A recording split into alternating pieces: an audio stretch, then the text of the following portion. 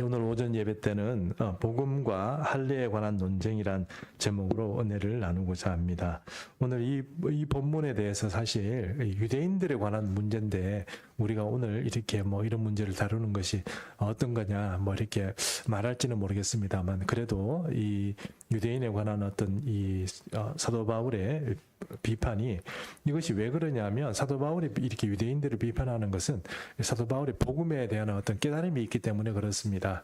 그래서 오늘 이 말씀을 가지고 우리가 유대인들의 문제를 다루려고 하는 것이 아니고 사도 바울은 도대체 복음에 대해서 무엇을 깨달았길래 이렇게 비판하는가 하는 문제를 좀 가지고 생각을 해보려고 합니다. 먼저 여러분 혹시 여러분에게 한번 좀 질문을 해보고 싶은데 아마 여러분도 잘 모르시는 일이 아닌가 싶습니다. 할례가 뭔지 여러분은 잘 아시지 않습니까? 할례, 그것은 남자의 성기를 끝부분을 잘라서 이제 그것을 이제 유대인들은 태어난 지 8일 만에 그렇게 이제 합니다. 어른이 되는데 할례를 하는 것이 아니고 태어난 지 8일 만에 이렇게 할례를 하도록 그렇게 되어 있습니다. 그것이 이제 유대인이 된 표입니다. 그렇다면 2024년도 원래 만약에 우리가 유대교로 개정을 하고 우리가 유대교로 이제 우리가 유대인이 되겠다 이렇게 개정을 하고 할례를 받겠다 하면 돈이 얼마나 들까요? 말 그대로 이제 할례를 한다고 하면 돈이 얼마나 들까요? 한 번도 생각해 보지 못하셨죠? 예. 그런 게 돈이 들어? 이렇게 생각할지 모르겠습니다. 유대교로 개정한다는데 돈을 받는단 말인가 이렇게 생각할지 모르지만 3,000세켈이 든답니다. 3,000세켈이면 얼마 정도 되냐면 US 달러로 930달러쯤 돼요. 우리나라 돈으로 하면 120만 원? 130만 원 정도 되는 거죠. 비싸죠. 할례를 받는데 이게 2024년도 현재의 상황입니다. 그러니까 유대교로 개종하려고 하는 이방인이 내가 유대인이 되겠다 이렇게 해서 신청을 하고 정식적인 절차를 밟아서 유대교를 하려고 그러면 할례를 받잖아요. 유대인이 되려면 할례 받는 거 아시지 않습니까? 할례를 받으면 3,000세켈이 든답니다. 공짜로 되는 게 아니래요. 저도 깜짝 놀랐습니다. 이게 이렇게 돈이 좀 많이 드는가 이런 생각이 들었습니다. 수술비인가? 이렇게 생각도 들었고요. 여러 가지 생각이 좀 들었습니다. 근데 어쨌든 공식적으로 3,000세켈이 드는데요. 이 3,000세켈을 이 최근에 와서 이 현대에 와서는 이 돈을 내지 않고도 즉 말해서 내지 않는다는 얘기는 할례를 받지 않고도 유대인이 될 수가 있답니다. 유대인이 될 수가 있대요. 그래서 이 신청을 하고 유대교로 내가 개종을 하겠다 이렇게 하면 이 할례도 안 받고 3,000세겔 돈도 안 내고 유대인이 될 수가 있답니다. 이거를 이제 뭐라고 얘기하냐면 개혁파 유대교라고 한대요. 개혁파 유대교는 이제 이방인들이 내가 유대인이 되겠다 그러면 이 할례도 안 받고 이제 돈도 안 내고 이렇게 해서 그냥 넣어주는 거예요. 넣어줍니다. 그러면 이 개혁파 사람들이 이제 그 유대교로 들어가면은 확실히 이스라엘의 명부에 확실히 이 사람은 유대인이다 이렇게 이제 명부가 만들어지는 거죠. 그러면 그게 다 끝나느냐? 끝나면 좋겠지만 이게 이제 정통파 유대인들이 있잖아요. 정통파 유대인들이 힘이 셀까요? 개혁파 유대인들이 힘이 셀까요? 정통파가 세죠. 정통파 못 견디니까 개혁파가 나오는 거죠. 그러니 정통파 유대인들이 힘이 셉니다. 정통파 유대인들이 여러분 아시는 것처럼 이렇게 옷도 이렇게 입고 아시죠? 예, 머리 이렇게 따가지고 이렇게 사는 사람들이 있지 않습니까? 이 정통파 유대인들은 그걸 인정해 줄까요? 안 해줄까요? 안 해주죠. 그러면 개혁파 유대인들은 들어가서 자기 딴에는 일단 유대인이 됐으니까 이제는 좀 정통파 유대인처럼 살라고 노력을 하면 정통파 유대인들이 인정해 주느냐? 인정 안 해줘요. 무조건 할례를 받아야 됩니다. 그렇죠? 할례를 받아야 됩니다. 정통파 유대인들은 할례를 받지 않고 유대인이 되는 걸 인정해 주냐 아니냐 안 해주는 거죠. 인정해 주지 않습니다. 자, 3,000세켈의 돈이 듭니다. 그러면 3,000세켈의 돈이 드는데 내가 유대인이 되고 싶어요.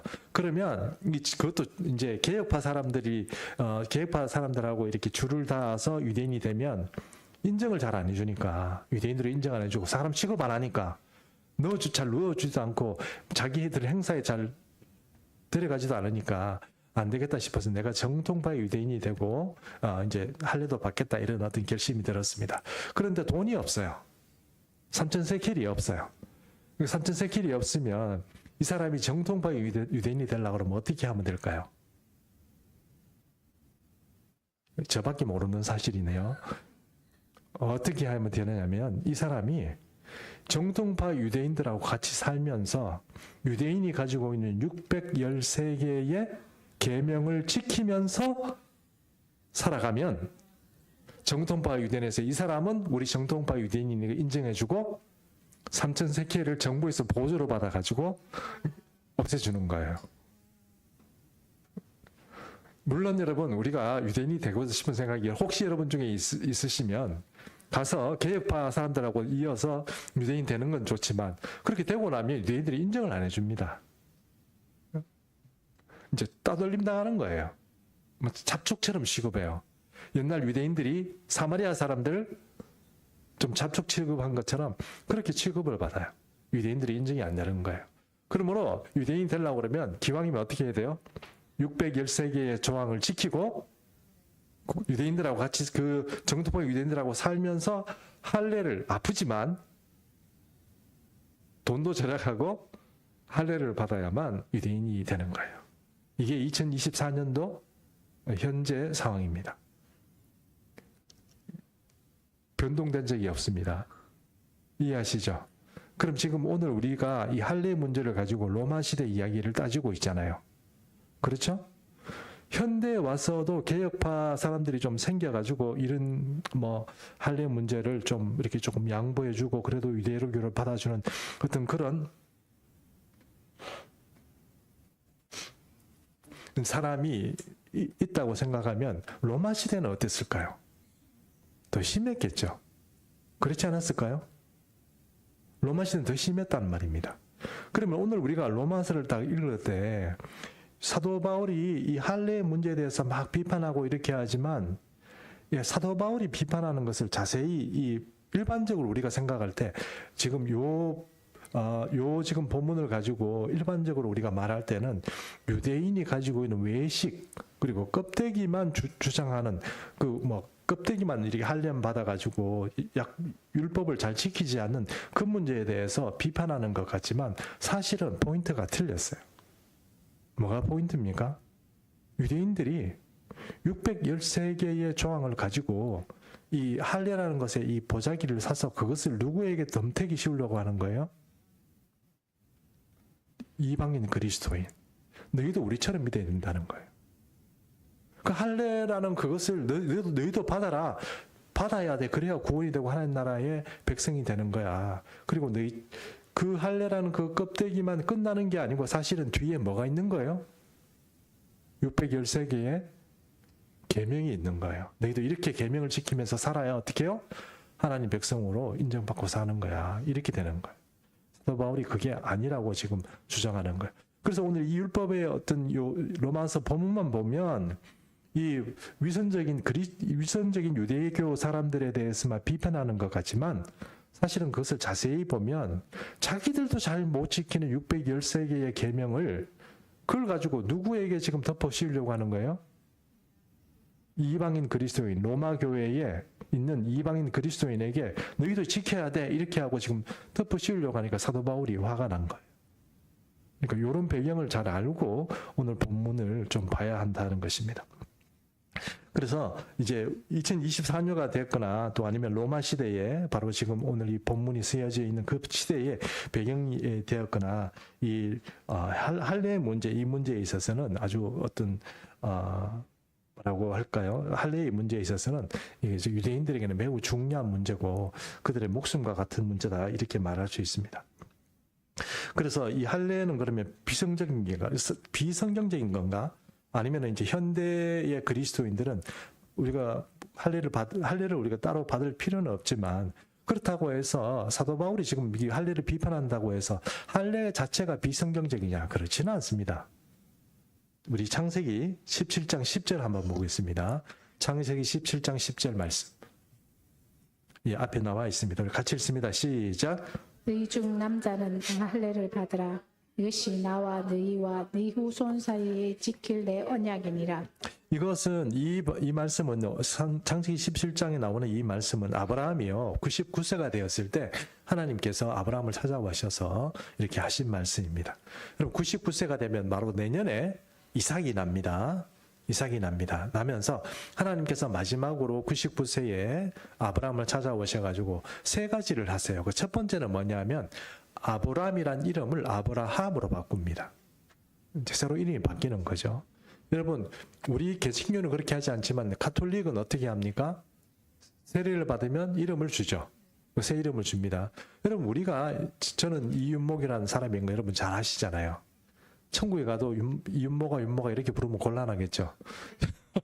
천국에 가면 다른 이름이 아마 하나님께서 새 이름을 주신다고 했기 때문에 아마 하나님께서 새 이름을 주시지 않겠나 싶습니다. 어쨌든 그건 제가 아직은 정확하게 모르겠습니다만 하나님께서 아브라함이라는 이름을 아브라함으로 바꿨습니다. 이름이 또 바뀐 사람이 있습니다. 이때 누구일까요? 예, 사레입니다. 사레가 사라로 바뀝니다. 사레가 사라로 이름이 바뀝니다. 그리고 또 하나님께서 약속하신 것이 바로 이 사라를 통해서 네 후손이 생기는데 네 후손이 생기면 그 후손을 어떻게 해요? 할례를 주라는 거예요. 난지 며칠 만에? 8일 만에. 그래서 이스라엘 민족 중에 그러니까 그 아브라함의 계보를 타고 나온 이스라엘 백성 중에 처음 할례의 언약의 자손이 된 사람이 누구냐? 이삭입니다. 그러니까 이삭을 통해서 하나님께서 이스라엘 자손을 만들어내고 생산해내고 그렇게 하시겠다 하는 약속을 하나님께서 그렇게 이제 아브라함에게 하신 것입니다. 그래서 할례를 행한다는 것은 하나님의 소유된 백성이고 하나님의 특별한 프로젝트 안에 하나님이 주관하시고 하나님께서 섭리하시는 민족, 하나님이 주관하시는 민족 선민을 표시로서 이 할례를 주는 거예요. 아무나 할례를 받는 게 아닙니다. 물론 그러면 목사님 그러면 할례는 제가 보니까 다른 문화권 그러니까 뭐 아프리카나 아니면 중동의 다른 부족이나 그런 곳에서도 할례를 하던데 그러면 그 할례가 그러면 그 하나님 유대교에서 행하는 할례와 같은 거 아니에요? 다릅니다. 방식이 다르고 그리고 태어난 지 8일 만에 준다는 거 이 자체가 독특하고 하나님께서 그렇게 이제 이스라엘 백성들에게 명령한 것이고 그래서 유대인들은 지금도 할례를 하고 있습니다. 그래서 유대교가 되면 아까 처음 말씀드린 것처럼 얼마가 든다고요? 3,000세켈이 듭니다. 3,000세켈. 성경에서 세겔이라고 그러죠. 3,000세켈이 든다는 것입니다. 3,000세켈을 들어도 요즘 할례를 그렇게 한다는 것입니다. 근데 사도 바울은 지금 이 할례를 사실 그러므로 사도 바울도 사실은 할례를 받은 사람이잖아요. 그렇잖아요. 그 유대교를 부정하거나 아니면 할례 자체가 비성경적이거나 사도 바울이 지금 할례를 지금 막 비판하고 할례는 없어져야 돼 이렇게 말하고 있는 게 아닙니다. 여러분 그 착각하시면 안 돼요. 사도 바울이 지금 할례를 비판한다고 해서 할례는 없어져야 돼. 혹은 하나님의 약속은 이제 그런 거 다 소용없는 거야. 유대교도 이제 할례 받을 필요 없어. 이렇게 말하는 게 아닙니다. 그렇게 말하는 게 아니고 아까 제가 처음 말씀드린 것처럼 유대교가 아닌 사람들도 할례를 줘서 할례를 받아야 구원을 받는 것처럼 그렇게 말하는 그게 잘못됐다는 거예요. 사도 바울은 그럼 저는 이런 생각이 좀 듭니다. 이 사실 로마서를 읽다 보면 어떤 생각이 드냐면 이 사도 바울은 굉장히 파격적이에요. 당시에 유대인들이 보면 저 사람은 완전히 이단인 거예요. 어떻게 저런 소리를 하지? 할 만큼 좀 이렇게 성경을 조금 구약을 조금 알고 이런 사람들이 읽으면 좀 불안해요. 어떻게 이렇게 심하게 얘기를 하나? 율법, 계명, 할례 이런 이스라엘 전통 안에서 성경적인 기반을 가지고 있는 이런 문제에 대해서 사도 바울은 함부로 비판하는 것 같아요. 어떻게 저렇게 비판을 하지? 이런 감히 그런 것을 비판하냐 이렇게 생각할 수도 있다는 것입니다. 근데 사도 바울은 그렇게 비판할 이유가 있습니다. 왜 그렇게 비판을 할까요?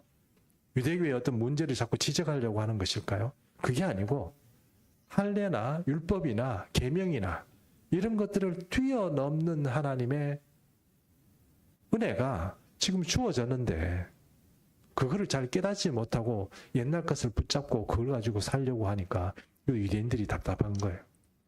사실 사도 바울은 예수 그리스도의 복음을 전파하는 이 일에 방해가 되는 율법과 계명과 또 할례와 같이 그런 옛것들을 주장하는 유대인들이 참 답답한 거예요.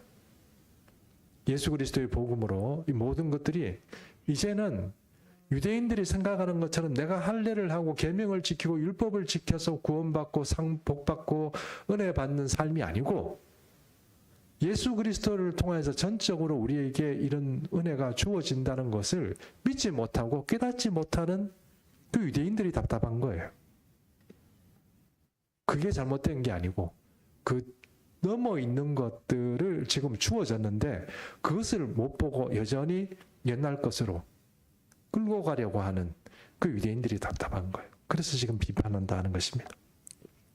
그래서 이 사도 바울은 그러면 오늘 이런 문제에 대해서 유대인들이 자꾸 그런 생각에서 벗어나지 못하는데도 유대인인 사도 바울은 그럼 도대체 예수 그리스도의 복음에 대해서 무엇을 보았기에 이렇게 그들과 싸울 수 있고 너희가 잘못됐고 이쪽으로 다시 와야 된다고 유대인들을 끌고 갈 수 있는 그런 어떤 생각을 하게 됐을까요? 그것이 바로 사도 바울이 깨달은 복음 아니겠습니까?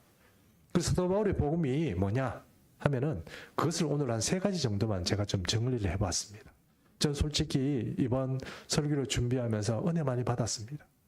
우리가 이전에 우리가 늘 복음에 대해서 얘기했지만 정말 이렇구나. 사도 바울이 이것을 가지고 있으니까 감히 자기의 근본인 수천 년간에 가지고 있었던 유대교의 율법과 계명과 할례와 같은 그런 언약의 표징들을 대해서 이 사람들이 반박할 수 있었구나 하는 생각을 했다는 것입니다.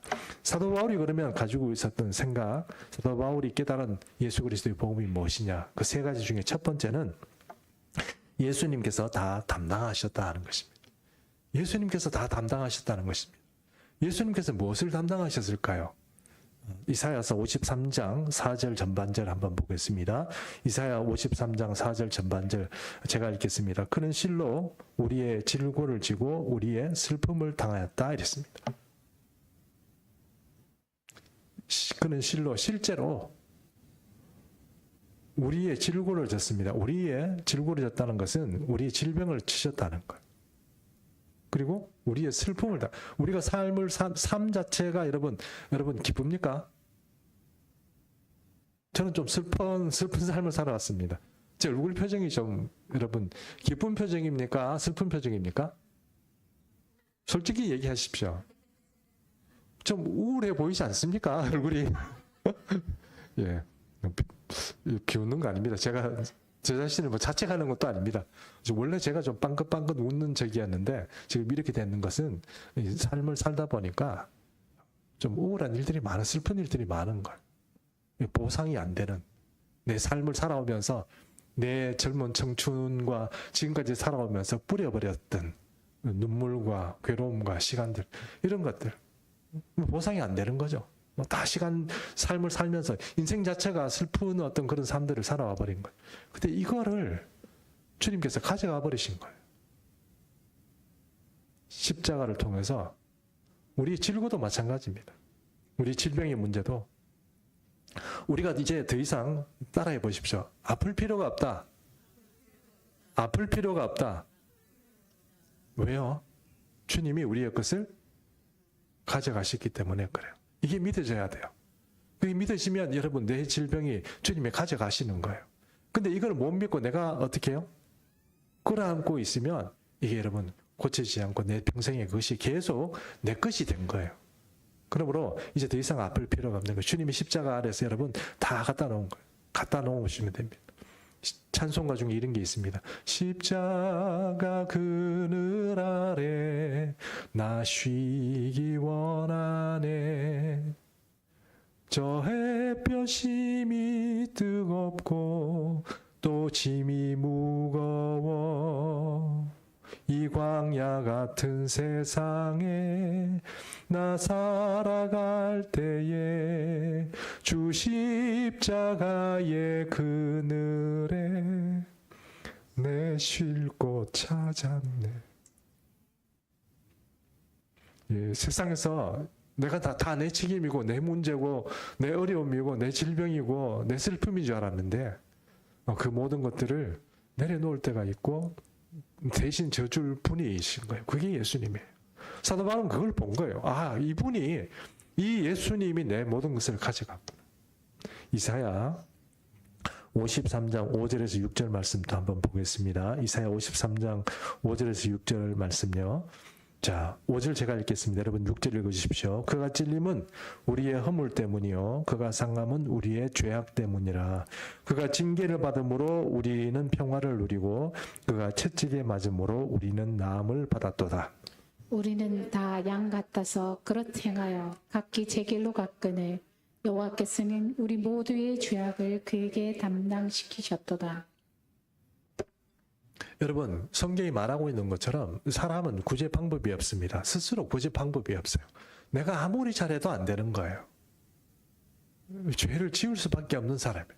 우리는 인간이 처음부터 허물이 많아요. 연약해요. 이 세상을 살아가는데 누가 세상에 평화가 있습니까? 오늘도 여러분 세계에는 지금 죽어가는 사람들이 많이 있습니다. 전쟁터예요. 그러면 우리가 그냥 살아가는 이 대한민국의 나라는 전쟁터가 아닙니까? 여러분 밖에 나가서 여러분 살아가는 것 자체가 전쟁터고 전쟁입니다. 여기에 무슨 평화가 있겠습니까? 여기 무슨 선한 어떤 마음을 가지고 살아가면 나는 괜찮고 이 뭐 악한 세상이에요. 예수님께서 얼마나 답답하셨으면 내가 너희를 이 세상에 보낼 때 이리떼한테 보내는 것 같다. 이런 말씀을 하셨을까요? 이런 세상에서 모든 것들을 가져가시고 커버해 주시고 담당해 주실 분이 있는데 그분이 예수님인 거예요. 사도 바울은 그걸 본 거예요. 세상에 이런 일이 있다니. 사도 바울은요, 좋은 유대교인입니다. 바리새인입니다. 그러니 율법에 탁월한 사람이에요. 또 배우는데도 가말리엘 문화에서 배웠기 때문에 상당한 지식을 가지고 있습니다. 근데 이 사람도 자기는 평생 동안 하나님을 섬기고 하나님을 위해서 잘 산다고 살았는데 그게 아무것도 아니라는 것을 알았어요. 내가 열심히 노력하고 내가 제사도 지내고 속죄제를 드리고 내 모든 문제를 해결할 수 있을 줄 알았는데 그 문제를 단박에 예수 그리스도께서 다 가져가셔버린 거예요. 내가 다 해결해야 되는 줄 알아. 그래서 내가 좀 해결을 못하면 나는 죽어야 되는데 그걸 주님께서 다 해결해 하신 거예요. 내 모든 문제, 내가 죄악의 문제, 해결할 수 있는 모든 문제를 주님께서 다 가져가 버리신 거예요. 그게 여러분 복음이라는 거예요. 그 사도 바울은 그것을 본 거예요. 우와, 세상에 내가 유대교인으로 살아가면서 전 세계에서 다른 사람들은 다 지옥 가는 판에 유대인이 되어서 그나마 구제할 방법이 있었는데 그 구제 방법도 너무너무 힘들고 어렵고 괴로웠는데 그걸 단박에 예수 그리스도를 믿음으로 모든 것을 선물로 내 삶이 구원받고 영생을 얻는다. 이거 여러분 사도 바울이 보니까 기절할 문제 아닙니까? 좋은 유대교인으로서 보니까 이건 정말 획기적인 거 아니에요? 그러니 지금 계명이니 율법이니 그거 가지고 싸우고 있는 유대교 사람들을 보면 얼마나 사도 바울이 답답했겠어요. 그러니 자기가 과감하게 감히 용감하게 그것들을 비판하고 그렇게 살면 안 된다고 얘기할 수 있는 거예요. 사도 바울이 그래서 그걸 깨달은 거. 그게 첫 번째고 두 번째 사도 바울이 발견한 복음의 두 번째는 갈라디아서 4장 6절에서 7절입니다. 갈라디아서 4장 6절에서 7절 제가 6절 읽겠습니다. 여러분 7절 읽어주십시오. 너희가 아들이므로 하나님이 그 아들의 영을 우리 마음 가운데 보내사 아빠 아버지라 부르게 하셨느니라. 그러므로 내가 이후로는 종이 아니요 아들이니 아들이면 하나님으로 말미암아 유업을 받을 자니라. 자, 사도 바울은요, 예수 그리스도를 통해서 우리에게 전해진 이 복음이 정말 좋다는 것을 어떻게 알았냐면, 예수님이 하나님의 독생자고 그분이 우리를 위해서 우리의 영으로 우리에게 오시고 우리를 위해서 구원해 주셨으니 앞으로 우리가 어떻게 살 것인가, 우리는 어떤 존재가 될 것인가를 알게 된 거예요. 사도 바울이 예수님이 십자가 못 박혀 죽으시고 부활한 것과 같이 우리도 부활하면 그게 그냥 부활하는 게 아니고 하나님의 아들이 하늘나라의 유업을 받는 것처럼 우리도 하나님 나라에 가서 하나님 아버지로부터 하나님 나라의 유업을 받는다는 것을 알았어요. 내가 뭐 잘하고 못하고 이런 문제가 아니고 예수님께서 부활하신 것처럼 우리도 부활하고 하늘나라에 갔을 때 하나님의 예수님께서 받으시는 그 모든 유업을 우리도 예수님으로부터 받을 수 있는 존재가 된다는 것, 그것을 알았다는 거예요. 그러니 여러분, 사도 바울이 자기가 이 세상을 살아갈 때 그저 살아갈 수 있었겠습니까? 세상에 내가 하나님 앞에 정말 쓰임 받고 내가 정말 마라톤 할 때 내가 1등 해야지 하고 막 달려가는 사람처럼. 왜요? 하늘나라 유업이 있으니까 달려갈 수밖에 없는 거죠. 왜 그리스도인 열심이 없습니까? 이 두 번째 사도 바울이 깨달은 이 복음에 대한 통찰력이 없는 거예요. 나는 그냥 예수 믿고 살살 이렇게 살아가다가 대강 살아가다가 하나님 나라에 가면 그냥 하나님이 어떤 유업을 하나님이 천국 가겠지, 요 생각만 하니까 열심이 안 생기는 거예요. 내 마음이 불타지 않는 거예요. 열정이 안 생기는 거예요. 하나님을 위해서 헌신하고 이렇게 하고 싶은 생각이 없는 거예요. 은혜 받은 내 인생 똑같고 성령 받아도 똑같고 교회 생활 열심히 해도 똑같고 달라지는 게 없네, 이렇게 생각하는 거예요. 근데 그게 아니라고. 사도 바울은 그것을 깨달은 거예요. 그러니 사도 바울이 가만히 앉아 있을 수 있겠습니까?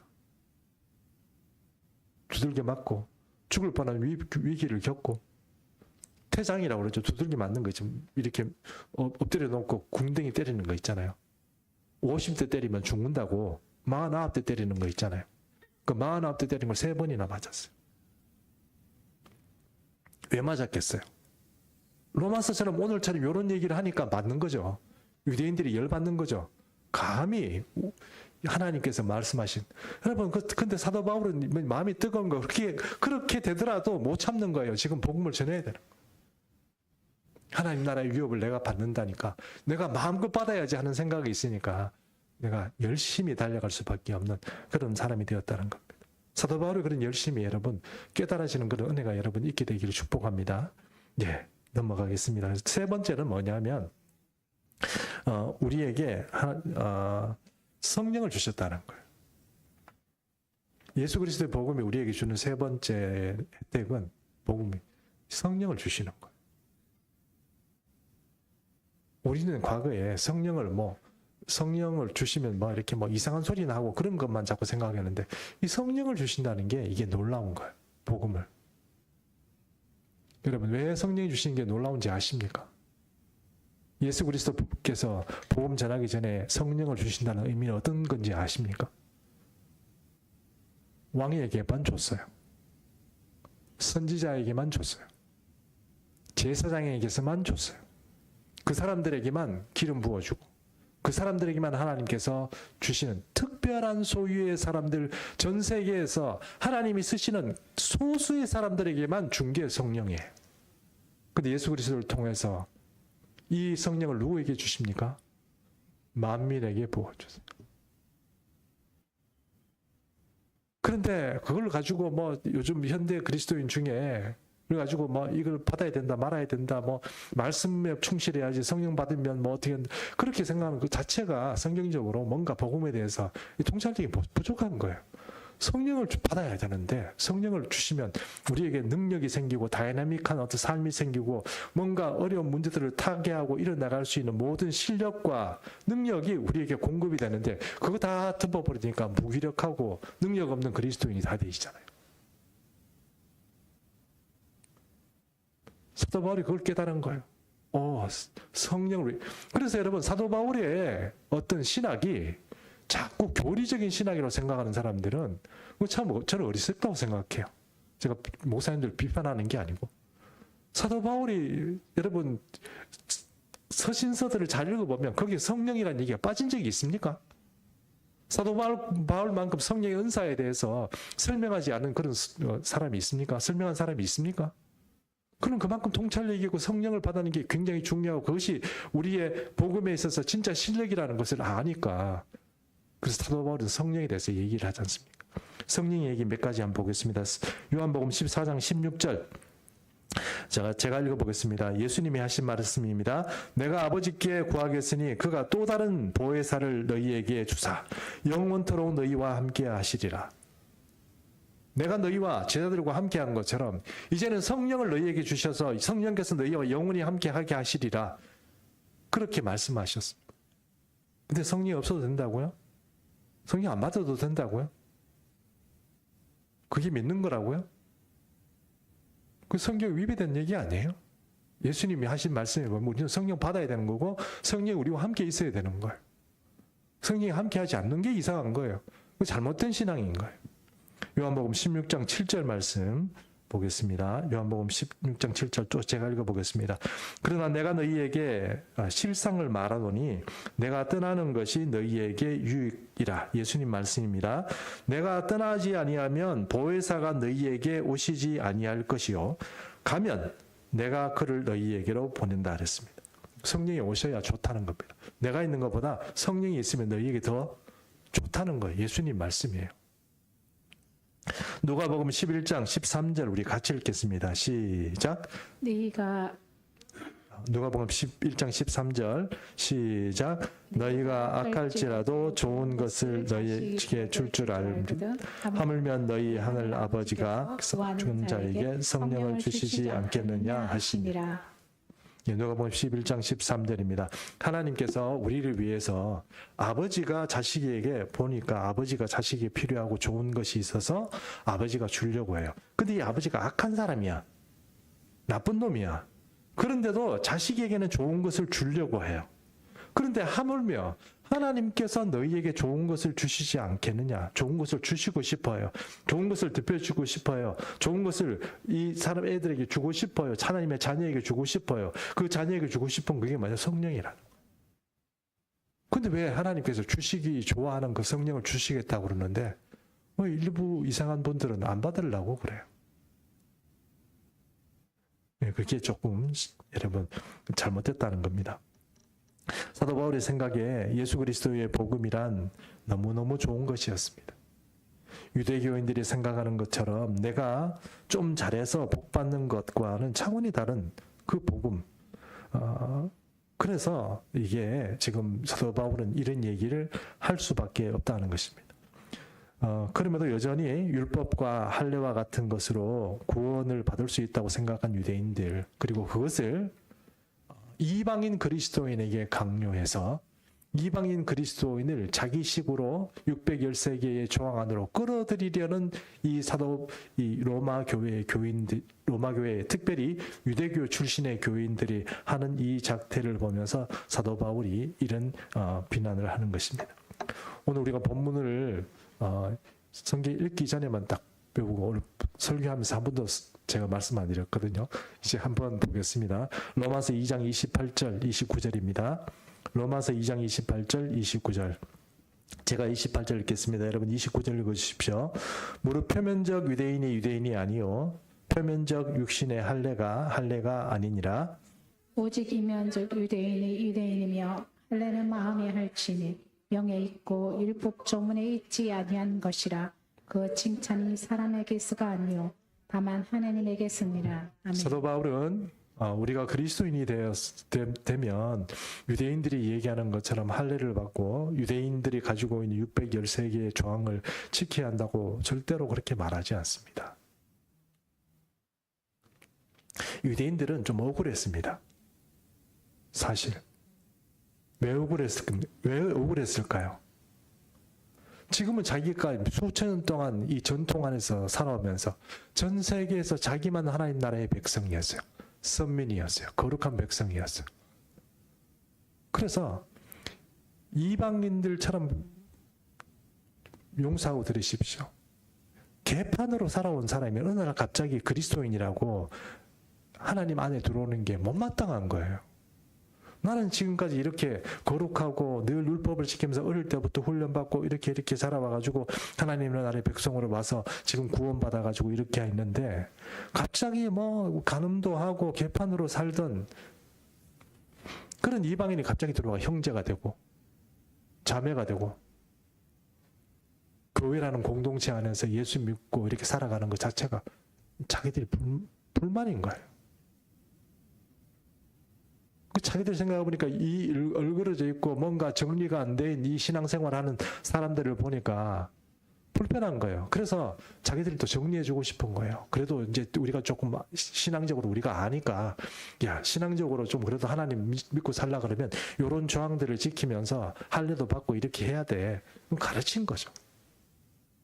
근데 사실 복음의 능력이 유대교인들 특별히 사도 바울 본인, 그리고 수많은 변화된 유대인들, 그리고 이 복음 안에서 변화된 수많은 이방인 그리스도인들, 그리고 또 우리, 이런 사람들을 변화시킨 것이 사실은 율법의 조항이나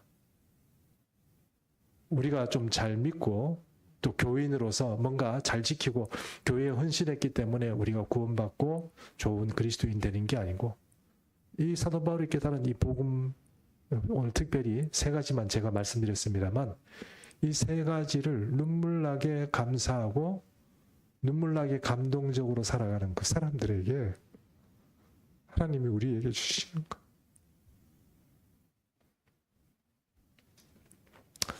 여러분, 이제 우리가 이 복음을 깨닫고 나면 우리의 슬픈 삶의 이야기들, 이런 이야기들을 우리가 주님의 십자가 앞에 다 가져가서 거기 십자가 안에 다 파묻어 버릴 수 있습니다.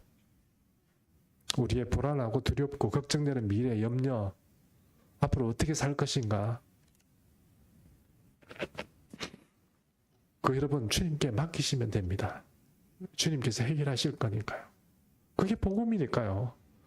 우리가 이 교회 안에 앉아 있는 건 이게 복음이거든요. 이 복음이 여러분 앉아 있으면서도 비복음적인 일에 우리가 시달릴 필요가 없는 거예요. 그리고 여러분 또 하나, 여러분과 정말 우리 예수 믿는 중성의 모든 성도님과 제가 정말 강조하고 싶고 여러분과 나누고 싶은 이야기는, 여러분 성령 받으십시오. 성령이 여러분의 수많은 문제와 어려운 문제들, 난제들을 해결해 줍니다. 그것이 우리 복음적으로 우리가 받으면 해결될 문제를 안 받고 평생 동안 30년, 40년, 50년 신앙생활 하니까 해결이 안 되잖아요. 성령이 우리에게 오시지 않는데 말씀을 깨닫는다고요? 지금 제가 보니 거짓말입니다. 그 누가 가르쳐준 복음이지 성령께서 깨달아준 복음이 아닙니다. 오늘 예수 그리스도의 복음, 사도 바울이 깨달은 이 복음을 우리도 함께 깨닫고 완전히 다르고 완전히 새롭고 완전히 변화된 복음 안에서 충실한 그런 삶을 살게 되는 그런 은혜가 우리 예수 믿는 중성교회 모든 성도님의 삶 가운데 함께 하시기를 축원합니다. 우리 다 같이 일어나셔서 찬양하는